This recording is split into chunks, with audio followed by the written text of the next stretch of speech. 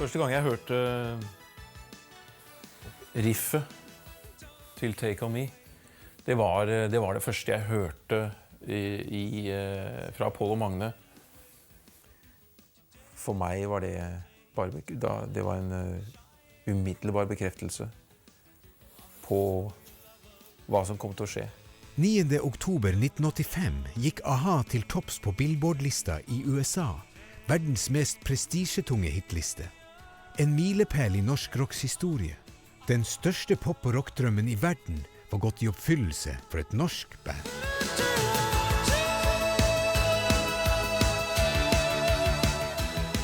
Det som skulle bli A-ha startet som et undergrunnsband på slutten av 70-tallet med Paul Waaktaar Savoy og Magne Furuholmen, to nabogutter på Manglerud i Oslo. Det var jo Bridges som var den store greia for oss, som vi brukte egentlig hele mange år. Øve oss opp om å skrive låter. Ga ut et album som jeg tror var i 78, ikke helt sikker, eller kanskje 79. Som vi var veldig stolt av, for det var liksom det var på eget selskap, og vi kunne ikke finne noe annet album da, som var gitt ut før det, som independently. Kjøtt slo oss med et par måneder, men det var liksom EP, så det regnet vi ikke med. Lights outside, the rats are there, the cats there, awake behind, they're still night enough for this, on fonder of Det var et veldig hardt arbeidende og seriøst band. Altså der var alle like dedikerte, og det som spente bein for det bandet der var vel egentlig at Paul og jeg var helt soleklare på at vi skulle til England og satse internasjonalt. Og det ble vanskelig for alle andre enn oss to. Magne Furuholmen og Paul Waaktaar Savoy drar til London for å satse på musikken. Da var liksom det rådende klimaet var jo på en måte at det var ikke mulig å få til noe utenfor Norge. Det var ikke mulig å få til noe i Norge heller før på en måte punkbølga kom. Og du visste at når du dro til London, så ville liksom de pengene du hadde med deg liksom gå ned til null ganske fort. Men i den prosessen tenkte jeg at da kunne kanskje noe skje. Liksom. Så arbeidsfordelingen var at du sitter hjemme og skriver låter, jeg jobber på pub. Men det resultatet at jeg kom liksom møkkings hjem sånn klokka 11 om kvelden, og så skulle vi liksom begynne å forme ut et band før neste dag klokka 11. Det var ikke noen veldig sånn produktiv fase. Pengene tok slutt, og de måtte dra hjem til Norge. Dessuten var det en annen grunn. I hear myself say, my boat's leaving now, so we shake hands and cry. Første gang jeg traff Morten var egentlig, tror jeg, etter at vi hadde vært i England første gangen. Da spilte han i et bluesband og kom innom og sang litt greier. Så det var, men det var liksom sånn da hadde jeg hørt om han fra Magne ganske lang tid.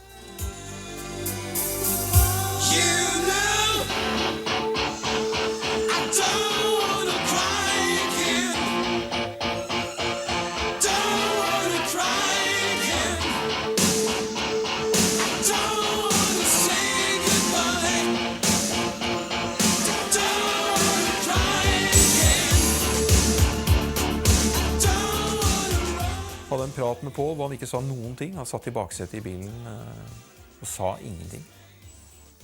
Så det var jo mitt første møte med Paul. Jeg sa ingenting, altså. Men Magne drev og holdt det gående da.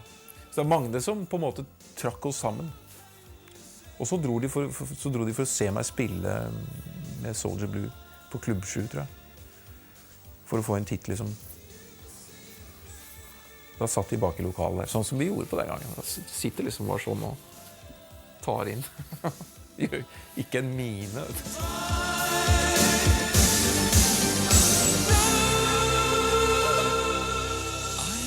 Med Morten på laget ville Paul og Magne dra tilbake til London umiddelbart. Men Morten holdt igjen. Han ville ikke dra tomhendt. Vi spilte inn, vi brukte høsten til å skrive låter og begynne å finne en identitet, leite fram det. Og dro over med gryingen til en identitet, kan du si, med 8 låter, tror jeg, på en demo.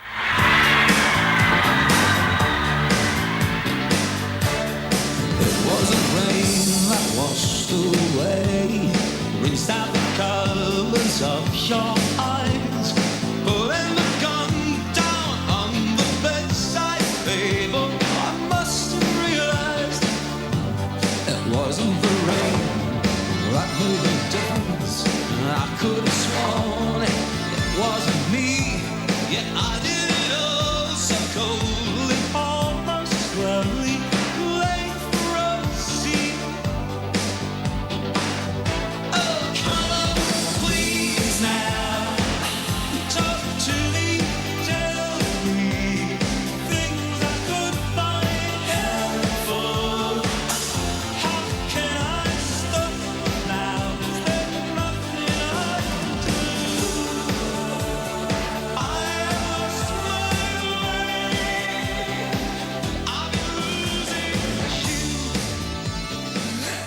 Fulle av selvtillit dro a-ha tilbake til England. Vi begynte vel nærmest med å feire, tror jeg. Altså, når vi kom over, liksom, nå vi tilbake i London, nå skal det skje.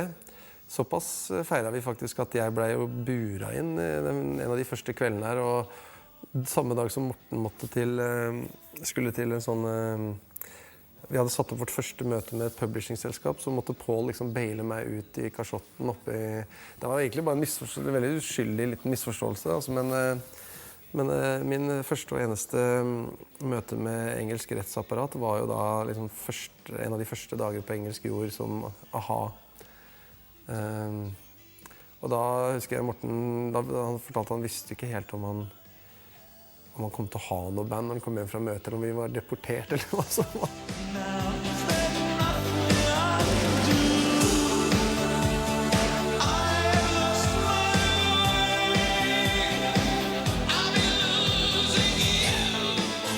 I London går a-ha runden til plateselskapene i håp om platekontrakt. Vi hadde vært innom Decca Records, og jeg brukte det jeg hadde av tyngde, kan du si, til å si at vi var her.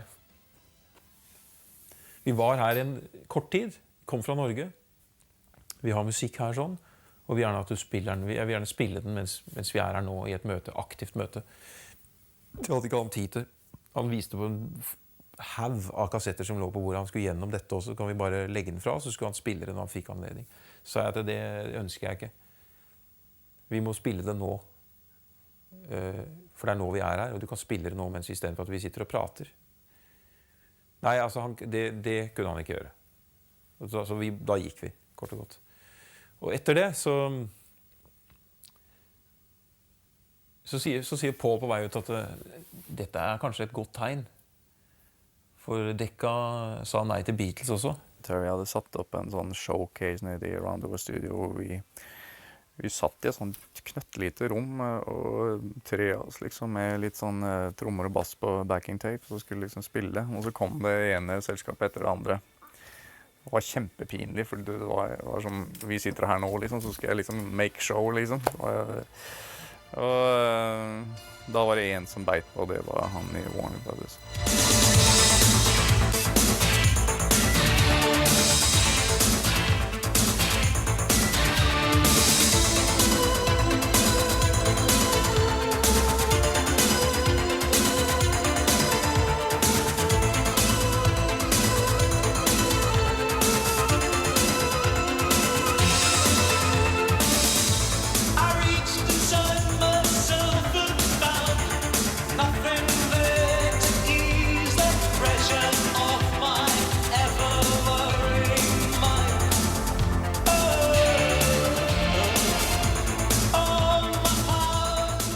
a-ha starter arbeidet med debutalbumet Hunting High and Low.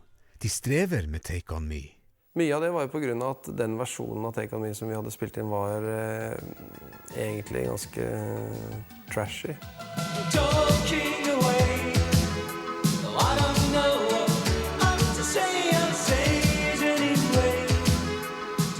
Take On Me blir spilt inn på nytt. Det var da vi traff Alan Tarney, og Eller kom i kontakt med han, og da produserte jo han Take On Me og Sun Overshines on TV, som for oss plutselig bare da tok steget opp i den. Jeg husker jeg gikk inn på kontoret til Andrew Wickham med Take On Me-teipen når den var ferdig, og så sa jeg liksom, sånn skal det høres ut. Og da var jeg helt 100% sikker på at dette var en hit.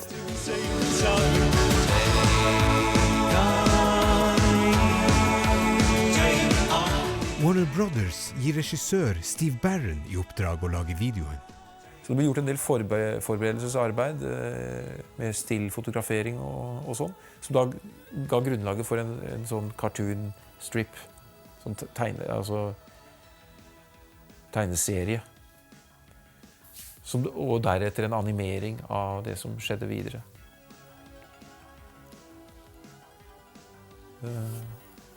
Så ble det jo da hentet ut en kvinnelig hovedrolle i dette, som løp i fanget på meg et par ganger, og det var nok til at vi ble sammen en periode. Det er det da, vet du. Det er det miljøet du er i.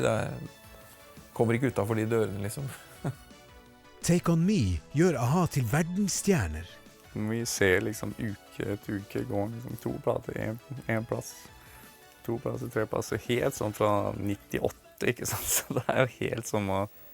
All den energien som vi hadde liksom stått og presset på med, den ble liksom sluppet løs. Når det først var nummer 1, så liksom, da skjønte vi på en måte at that's it.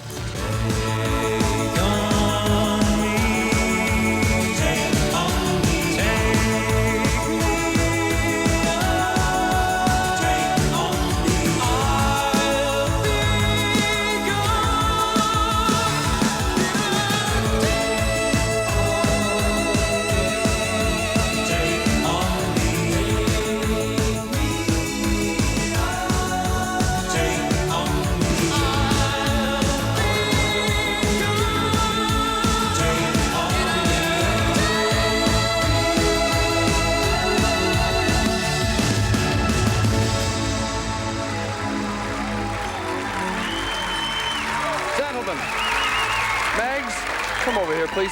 Morton, come on. Paul, come on. Du går jo inn og ut av all verdens TV-stasjoner, og de ser jo nok så like ut alle sammen. Sitter i det som er av intervjuer, og det aller verste var fotosessionene. Det var helt pyton, altså. Å stå der og bli tatt bilde av, det hatet vi fort, skal jeg love deg. Og det har på en måte ikke forandret seg. Det er kjempeusunt å bli tatt bilde av, altså.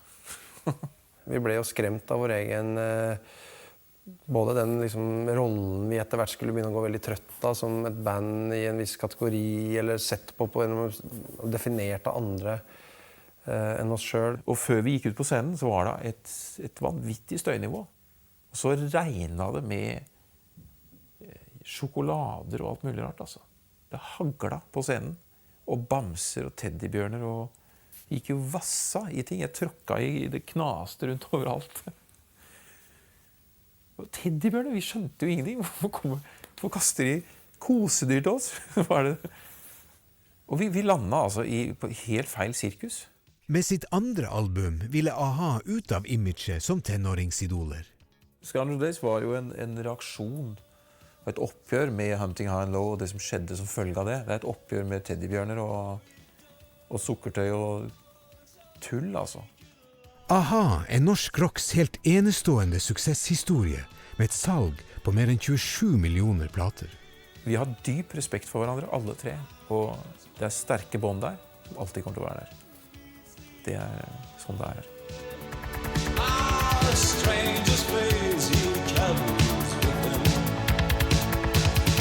A bit of reading on the subway home. A distant radio whistling tunes that nobody knows. At home a house awaits him, he unlocks the door, thinking once there was a sea